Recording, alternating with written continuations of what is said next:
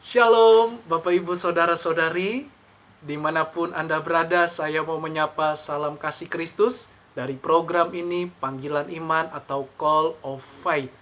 Dan saya selalu membagikan renungan firman yang menguatkan kita, yang meneguhkan iman kita di setiap kehidupan kita. Percayalah kalau Tuhan Yesus itu tidak meninggalkan kita. Apapun pergumulan saudara, sekalipun saudara belum ditolong, bukan berarti Tuhan meninggalkan saudara, tetapi kita diajar untuk selalu bergantung kepada Tuhan. Dan tema renungan singkat yang saya akan bagikan mengenai orang yang kuperlu pun tidak bisa menolong, tetapi Tuhan Yesus sanggup menolongku. Bapak Ibu Saudara, seringkali kita mengandalkan orang-orang yang dekat dengan kita, bahkan orang-orang hebat, saudara-saudara kita, atau siapapun dia. Tetapi pada kenyataannya, justru malah kita mengalami kekecewaan, sakit hati, atau tawar hati.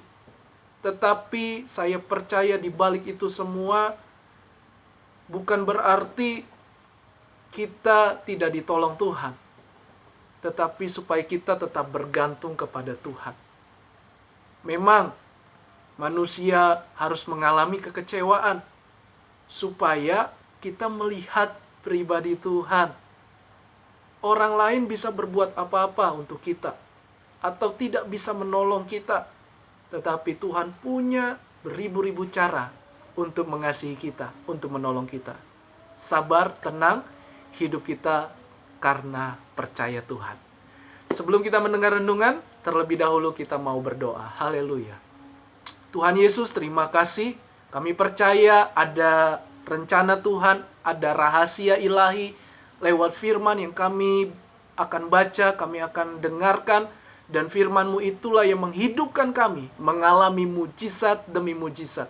Sekalipun kami belum ada jawaban, belum ditolong, bukan berarti Tuhan meninggalkan kami, tetapi ada cara Tuhan untuk menolong kami, memberkati kami, sehingga kami hanya bermegah di dalam Tuhan. Terima kasih Tuhan.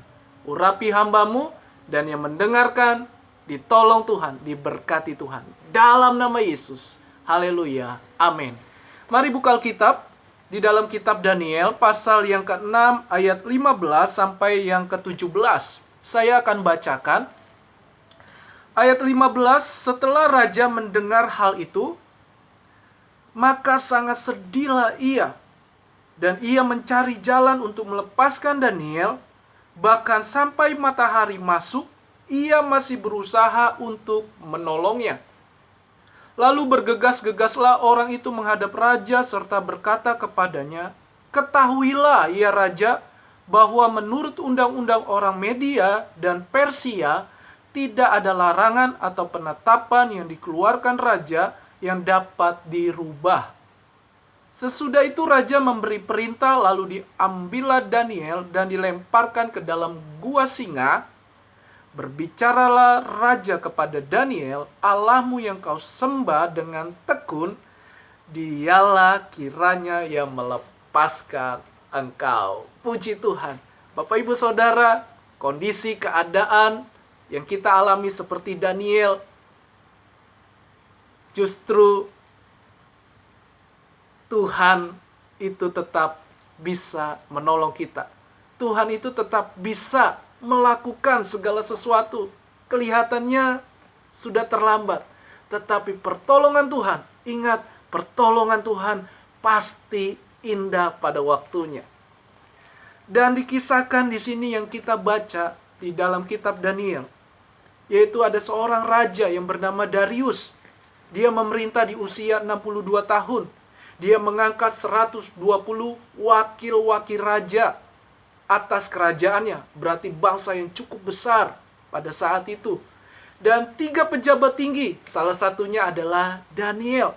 Rajanya setiap masa berganti-ganti, tetapi Daniel tetap dipilih menjadi pejabat tinggi, bahkan melebihi pejabat tinggi dan wakil raja lainnya, karena Daniel memiliki roh yang luar biasa. Yang kita kenal adalah Roh Kudus, hakikat Allah sendiri. Itulah yang membuat Daniel dapat terus dipakai dalam pemerintahan. Saya percaya setiap kita, orang yang terbuka, orang yang membuka hati, yang beriman kepada Tuhan, yang hidupnya mengasihi Tuhan, pasti ada Roh Kudus. Ada Roh Kudus yang akan terus membawa kita kepada rencana ilahi. Kita perlukan Roh Kudus. Buka hati kita untuk Roh Kudus memimpin hidup kita.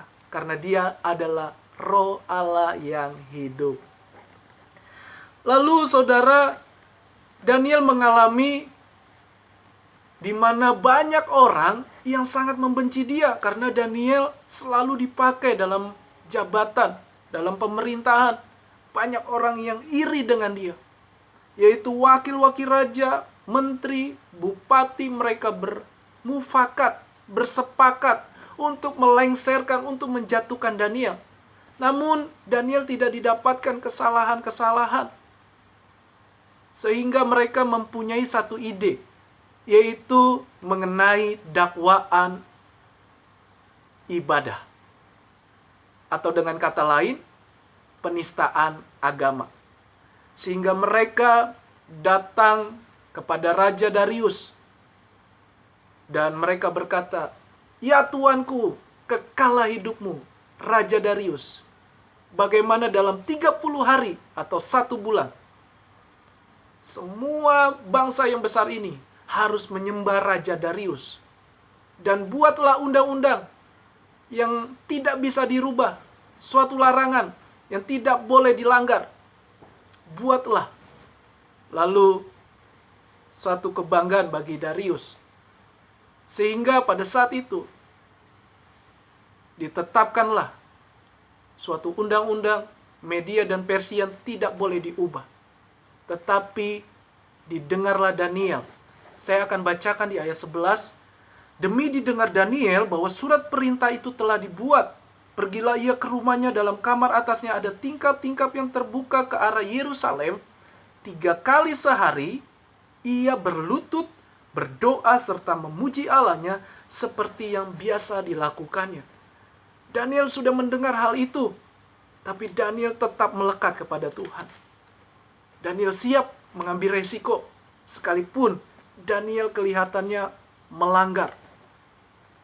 Lalu sedihlah Raja Darius karena Daniel adalah orang yang berdampak, orang yang sangat menguntungkan di bangsa itu. Dan raja berusaha untuk menolongnya, tetapi nggak dapat menolongnya. Tahukah saudara, orang yang kita perlu, orang yang hebat, yang kita andalkan atau kita idamkan, justru tidak bisa menolong kita. Seperti Daniel, raja tidak bisa menolong karena sudah ditetapkan, tidak bisa dirubah lagi. Sehingga raja berkata, "Allahmu yang kau sembah dengan tekun, dialah kiranya yang melepaskan engkau." Berarti Raja Darius percaya kepada Allah Daniel. Lalu Daniel dibuang ke goa singa karena Daniel melanggar titah, peraturan, undang-undang yang sudah dibuat. Karena Daniel tidak menyembah Raja Darius. Suatu kali, kalau kita baca di pasal ini, di hari berikutnya, Daniel tidak mati. Daniel diselamatkan Allah. Mulut singa itu terkatup, saudara. Tidak memakan Daniel. Justru yang membuat yang iri hati, yang benci, yang dengki, masuk ke dalam gua singa dan dimakan habis. Orang yang mencelakakan, yang membuat lubang sendiri, lubang kejahatan akan jatuh juga. Tapi orang benar, orang yang mengasihi Tuhan akan selalu dilindungi Tuhan. Bapak Ibu Saudara, sekalipun orang yang hebat di saudara, di keluarga, dimanapun, belum tentu itu bisa menolong kita. Andalkanlah Tuhan. Tuhan punya beribu-ribu cara untuk menolong kita. Tekunlah apa yang kita lakukan, apa yang kita perbuat. Sekalipun belum ada jalan keluar, tetap tekun, tetap andalkan Tuhan. Lewat doa, lewat pujian, penyembahan. Udah saudara, jangan bermain lagi di pikiran kita, masa, mungkinkah, bisakah, keadaan saya sudah buruk begini. Saya mau bilang, bisa. Karena sudah tertulis, sudah terbukti, Daniel menyembah Allahnya yang hidup.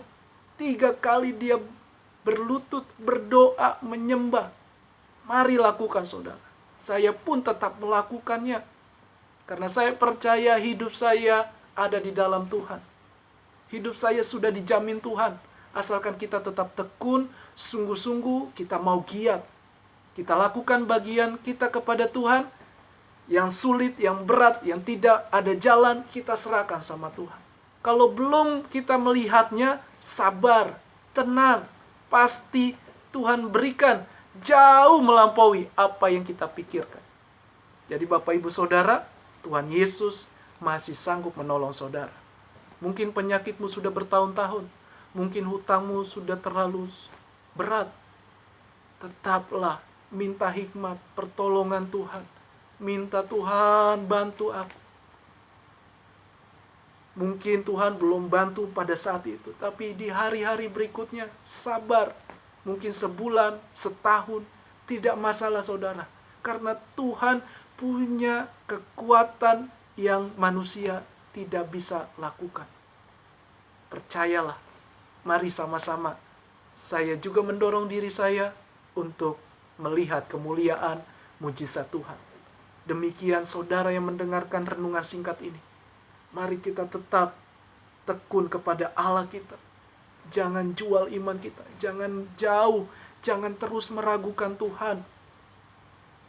Ingat saudara, jangan terus meragukan Tuhan. Sekalipun kondisimu berat, sulit, tapi percaya Tuhan tidak meninggalkan kita. Itu saja yang saya bagikan. Saya percaya setiap kita pasti mengalami mujizat pertolongan Tuhan. Tuhan Yesus memberkati kita semua. Shalom, haleluya.